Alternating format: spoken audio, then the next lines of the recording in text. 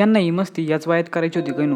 राधे राधे मित्रांनो, कसं काय मजेत ना मजेतच राहा. कॉलेजला जायच्या टायमाला आम्हाला एक स्पॉट भेटला होता फोटोसाठी, म्हणून 2-3 फोटो काढून घेतले. कॉलेज सुटल्यानंतर थोड्या गप्पा मारल्यानं लगेच घरी निघालो. घरी जायच्या टायमाला काही गाडी नव्हती, म्हणून मला घरी रिक्षाने जावं लागलं. जोपर्यंत मी घरी जातोय तोपर्यंत फॉलोचं बटन दाबून टाका. कॉलेज म्हणून घरी आलो तेवढ्यात मम्मीने दुकानात शटर वरती करून टाक. शटर वरती करीतच होतो तेवढ्यात बहिणीने आवाज दिला, तुझ्याकडे काम आहे. मला वाटलं होतं काहीतरी चांगलं जेवायला बनवलं असेल, पण तिने फॅन पुसायला बोलवलं होतं. ह्या भाजीला म्हणलं मला कुरकुरी दे, ती म्हणली तोंड बघून एकदा. आता हे लहान पोरं असं म्हणायला लागल्यावर माझं कसं व्हायचं. अशी चव गेली होती, म्हणलं फॅन पुसून घ्यावं. फॅन पुसून घेतला, घरी जाणार होतो तेवढ्यात ताई म्हणली तुला बरेच काम आहेत अजून.